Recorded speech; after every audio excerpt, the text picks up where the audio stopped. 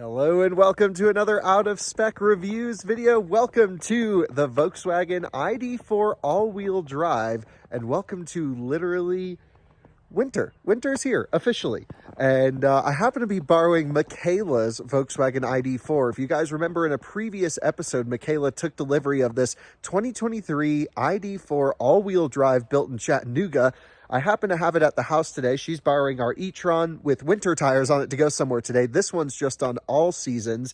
And I was like, oh, well, let's just go see what the ID.4 is like out of the box with no modifications on the standard tire.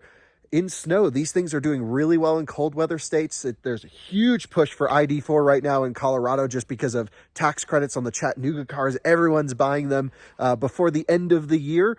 And I think a lot of people are curious as to how the all-wheel drive does in the snow. So let's talk a little bit about drivetrain control, tire selection, ESP systems, braking, all the good stuff in the cold with a brand new ID.4. And here it is, a 2023 ID.4 Chattanooga built car. And I have to start off with an update, which is bugs. It's got an airbag warning light and it has some parking sensor lights on. Now that's not just because of the snow. The car definitely threw up more warnings today because the camera was a little bit covered by snow. That's normal. But definitely, like, just bought the car, brand new, already showing a little bit of faults here. And so it has to go back into Volkswagen for a service. I'll at least let you know what happens either here on this channel or the Out of Spec podcast channel, just so we can give you a proper update on that. But let's talk about the winter ability of ID.4. That's really going to be the sole purpose of this video, is how well does this car do in the cold? And what's interesting is, you guys know we have our Out of Spec detailing channel with Colton. He actually just ordered for his wife, Jess, the identical ID.4 to this, and he'll take delivery before year end, taking advantage of federal tax credit and Colorado state credit. Just makes so much sense from a value perspective. We'll see if his car has any of the weird bugs and faults that this one does. At least they're very minor. It does not affect the operation of the car, just pops up with some lights on the dash, and they're pretty minimal. So, okay, maybe not the end of the world, but still shouldn't be there. Siri apparently doesn't like it either. So here we go. ID.4 all-wheel drive. First of all, ground clearance increased from the rear-wheel drive. I'm talking specifically US spec cars. There is a GTX trim in Europe. They also have a little bit of a different all-wheel drive trim than this one, but about 300 horsepower, two motors, of course. Magna makes the front motor for ID.4. They were also responsible for a lot of the drivetrain and driveline control logic in the all-wheel drive system. So we're going to be reviewing that, seeing how that goes. I've actually been with them, with the engineers who made this system, on a snowy course in split mu surfaces, talking about shifting torque front and rear. So I learned a lot about how this system is designed to be used, or it was designed and intended for use in snow. And so we're going to talk a lot about that, because pretty impressive there. In terms of tires, let's actually see what we're rolling on here, because I'm not totally sure. We are on, let's see, Pirelli Scorpion Zero all-season tires. It's an OE specific tire, Volkswagen tire, built for this car, and it's much more of a street and, I would say, light all-season tire. You guys know I'm not really a fan of all seasons. I call them no seasons, right? I want a really good summer tire and a really good winter tire. There are climates that necessitate an all season though. And, you know, those climates might get a day or two like this here in the snow. I think actually ultimately what we're going to end up doing is putting a set of Nokian Hakkapeliitta, probably R5 tires or something like that, probably non-studded winter tires on this car for Michaela is the plan. You can tell it's a 2023 one with the light up Volkswagen badge in the back, really fast charging, almost 200 kilowatt charging. Actually, I misspoke in the delivery video. This thing rips on charging. I haven't actually been able to film the charging review because of cold gating. So digging into the cold weather performance of the ID.4, we first need to talk about battery pack and how it's optimized for use in the cold. And then of course we're going to drive it and see how it does. This car suffers from cold gating, and that means, and every electric car does, but that means that when it's cold outside and you drive it over to a DC fast charger, again, for some reason, a lot of ID.4 owners don't have home charging set up yet, or workplace charging, or some form of level 2 charging that fits within their schedule, and they end up DC fast charging them a lot. I actually brought this over to a DC fast charger to do a charging test, and I drove it as hard as I could. I tried to get the battery warm, and I was still only getting about 60 or 70 kilowatts on a charger. Actually, worse than that, I saw the ID.4 next to me only getting about 30 kilowatts on a charger, and that can really extend charging times because there's no on-route battery preconditioning still somehow in Volkswagen ID.4. I believe the battery heater targets a 77-degree Fahrenheit average temperature across the pack no matter what, so it is running some sort of battery heating, but there's no rapid warm-up. Let's get some heat into this pack. So charging at home is highly recommended, especially if you live in a cold weather environment where you just want to start every day at 80% state of charge. That's what Volkswagen recommends. This morning, I actually tried out some of the app features. So I turned on climate control, and it was a little bit clunky. First, I had to set the temperature I wanted the cabin to go to. So I set 80 degrees Fahrenheit. Then I had to wait for that to communicate to the car. Then once the car got the temperature, I had to communicate another command, which was turn on climate control. So it got that. Then I had to communicate another command, which is turn on the window defrosters. So the app was a little bit clunky and took some time to actually get everything set up the way I wanted. But what's really interesting is there's actually a heated windshield in ID.4 all-wheel drive and a little button for it as well. So not only do you have the air vents from the defroster perspective, Volkswagen, I think, really did a good job with the heating elements here. So I'm noticing the headlights don't have too much snow and smuts on them yet, at least. I know that's been a problem with my Rivian, where the headlights don't generate enough heat and I have to get out and keep wiping them. Maybe not so much an issue here. We have heated side mirrors as well, which is really nice, and that's activated right here. You can see I have them engaged at the moment. You can see I have all-weather lights as well. These are extra lights in the headlight unit just to really make the car even more visible, and at nighttime give you more lighting view. No rear fog in the US, but here's your front heated windshield command. Jumping inside because it's pretty chilly out here. Got to do the feet tap. We have so many nice heating elements in here, and at first glance it looks a little clunky, but here's the trick to activate the heated seat. You just do a 2-finger tap right there, and you can see I've turned on the passenger heated seat, and I can turn it off just like this, just tapping rather than going into this menu, selecting my profile first, then going into this menu, and then selecting the heated seats. 3 levels of steering wheel heating, so nice, such a warm steering wheel. I love that I can leave the car on with all the heating elements as I stepped outside to film this video. Efficiency and range, not looking so good in the cold, very typical of electric cars, of course. On that initial warm-up cycle. Once you start getting DC charging in and the battery gets warmed up, you're good to go. But I mean, I was just driving around like an idiot in the snow, so that's why we're seeing that 0.9 miles per kilowatt hour. If I turn the car on and put it into gear, you'll actually see a power limitation and sometimes even a regen limitation over here. This is that airbag warning light I was letting you know about. So you don't get maximum output performance below 80% anyway, no matter the temperature, which is another quirk of ID.4. I think it's actually a little bit of a shame. And when it was really cold this morning, I had very limited regen. Now, I've driven this around in the snow a little bit, and that heated up the battery enough to get back to maximum regen. And we'll talk about how the regen works actually in a snowy environment, because they did a really good job here from a drivetrain control. So yeah, let's drive this thing. I'm going to share just my initial impressions of it as an owner using this morning to do a morning commute to Starbucks, what I thought about it in the cold, and then we'll go for a quick drive. So just using the ID.4 as a normal commute, kicking on the massage seat right now. There is something special about this car that I really appreciate. And it just is the value. It's the build quality of the materials and the way everything is screwed together. In my opinion, just unbeatable for the price. It's significantly cheaper than higher trim EV6 or Ioniq 5 or Q4 e-tron, of course. And I just like the car. Software bugs have been a thing, of course. Their app really isn't very good to warm everything up. So you're giving some things up here and there, but it's livable. Nothing here is like, oh, that's bad. And then there's some really good items. Extremely fast heated seats, extremely fast heated steering wheel, great windshield and rear windshield defrosters that just zap the ice away. The side view mirrors heating up.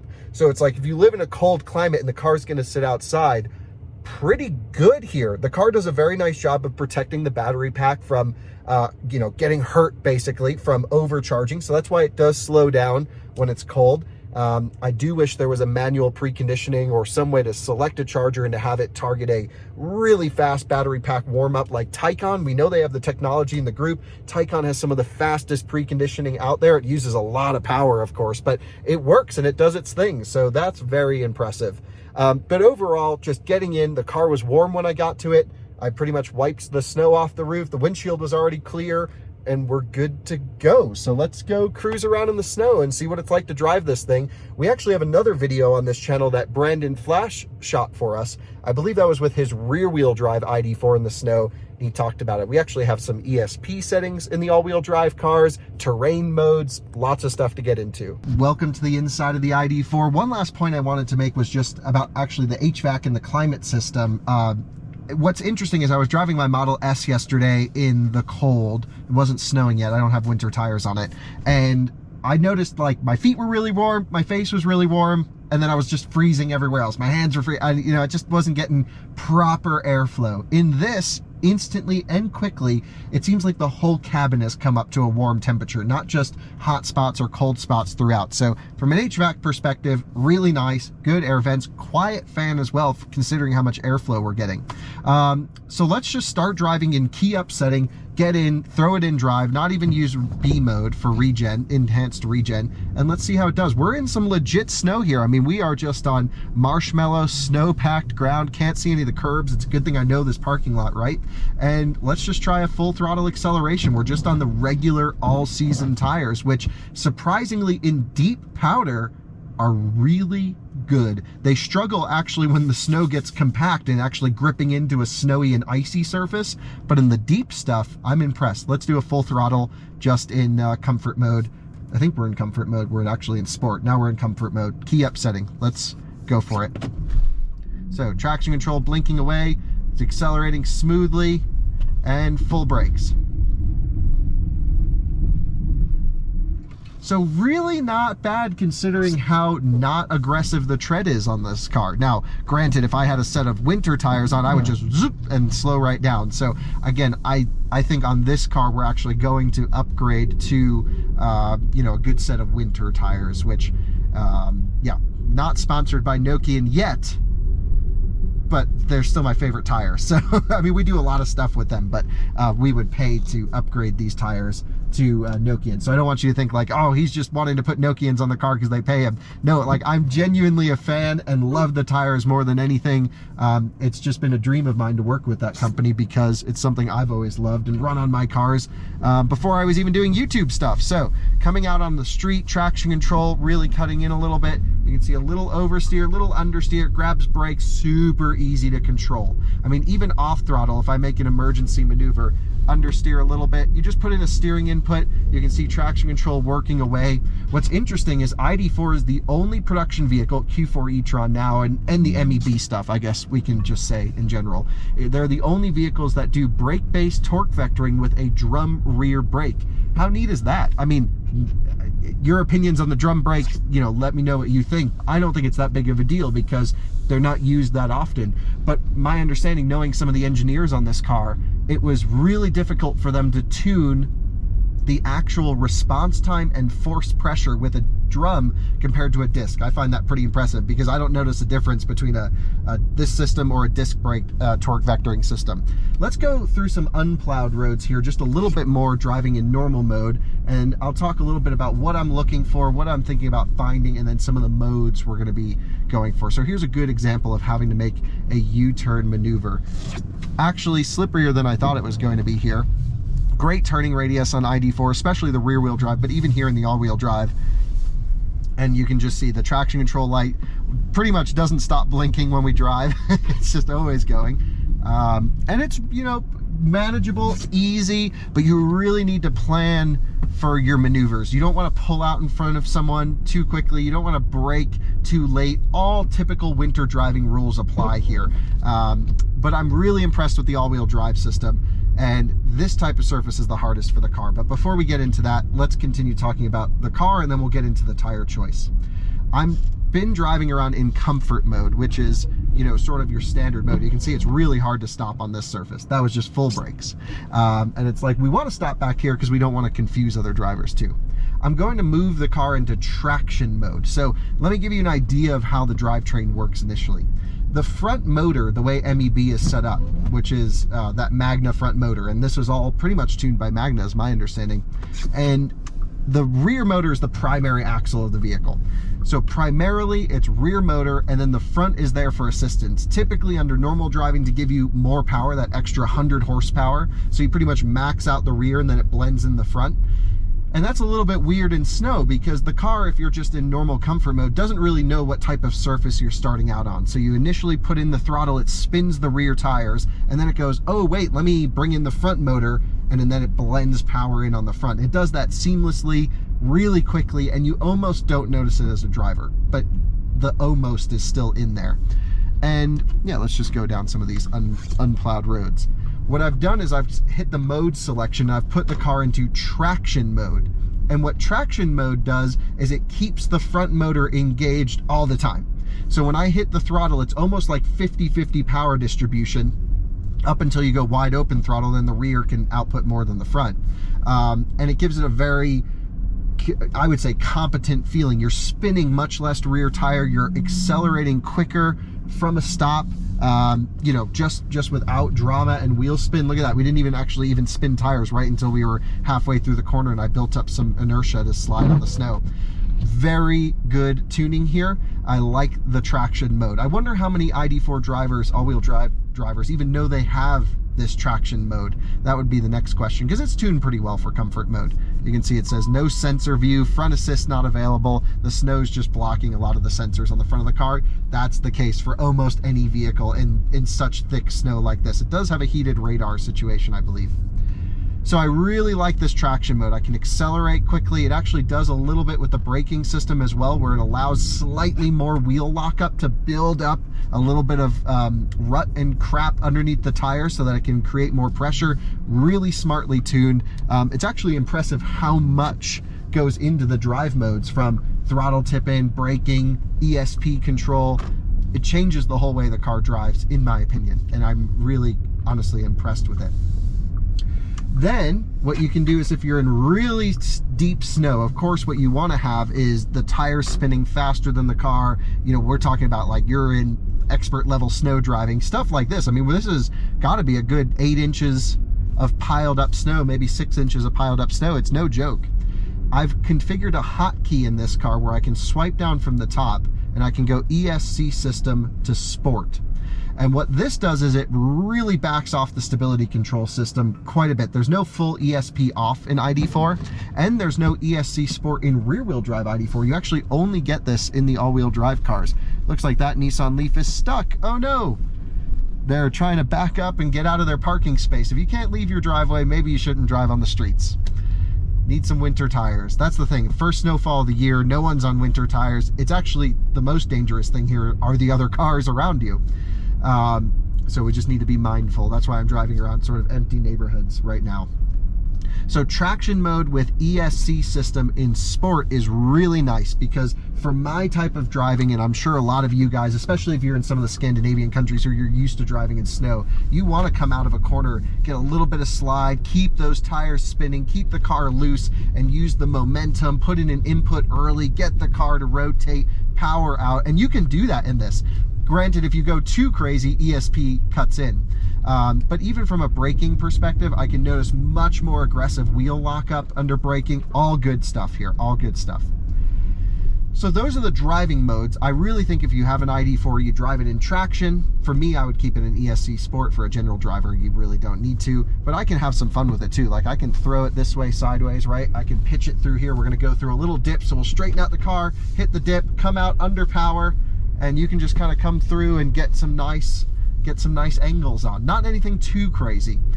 Actually, the more counteracting you put in, so the more opposite lock you put into the steering wheel, the more aggressive ESP gets. So you can actually get more slip angle by doing the non-intuitive thing and keeping a straight wheel, and then just grabbing lock at the end of the slide and correcting it. But here we are, just a really nice 4-wheel slide. You can see left wheel turn, big angle, and then I'll correct it there at the end, and that's when ESP kicks on. So it's really like drive it like a rally car, and it responds well. I mean, the tuning here is just incredible. Really great tuning. to have some fun if you want to.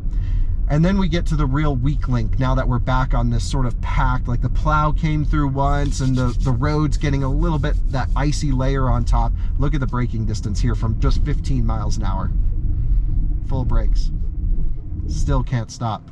So in my impression, honestly a bit dangerous from a tire perspective on this type of surface. And this is actually where studs can help a little bit, because we do have that icy layer. You guys know I'm a fan of studded winter tires because I just like ultimate grip in ice. They don't help you in snow. And yeah, I really think that if you live in an environment with a lot of snow, my recommendation is get a snow tire of your choice. I'm not going to tell you to buy, you know, Nokian or Michelin or whatever you want. We might end up doing some tire comparisons. Again, like I mentioned, I'm a fan of Nokian tires. This video is not sponsored. Others have been, so just take that with a grain of salt. But I really do believe in their product, and I like that they have electric vehicle optimized winter tires with foam on the inside and a specific compound to reduce rolling resistance, so you get some more range. It's really, really good stuff. And that's where it's really needed on honestly this type of surface, because I can come in here, go full brakes and be like, oh, there's a car there or something I need to stop for, and it's just not possible. So there you have it, ID.4 in the snow. Unbelievable drivetrain tuning, really good ESP calibration, better than almost any car in its class. I've had Mustang Mach-E in the snow, I've had Model Y in the snow, I've had, what else have I had in the snow? Ioniq 5, EV6, those you can actually go off and really slide around and have some fun. But my preference to the tuning of how the front motor interacts with the rear motor, because again, there's no center differential, they're operating independently, the way that the car rotates exactly, you know, where I want it to go, and I can drive it in a way to get what I want out of the car. Like I can keep a straight angle on the wheel and get even more angle and then grab lock at the end. It's all really good here. The big letdown are the all-season tires, which again, if you live in New York metro area, if you live in Denver and you're not going to go up in the mountains, you're totally fine. If you live in Seattle, maybe you get one day a year of ice and snow, right? Maybe it's not worth upgrading, just don't drive that day. But if you live here, you know, we're right at the base of the mountains and we go up skiing a lot. Michaela's gonna take this skiing a bunch. We're gonna get some aggressive winter tires on it. It's gonna turn into a snowmobile. It's gonna be freaking awesome. And it's the right platform for it. So feel very safe in the ID.4. You know, in wintertime, driving in the snow, I feel like it's really built properly for cold weather driving. Just Volkswagen, please send the update to add battery preconditioning when you select a fast charger, or just manual preconditioning, because that would just be the end all be all. But you know, driving around like an idiot in the snow like we have, we're getting 1 mile per kilowatt hour, which would put us right at about 77 miles of range predicted.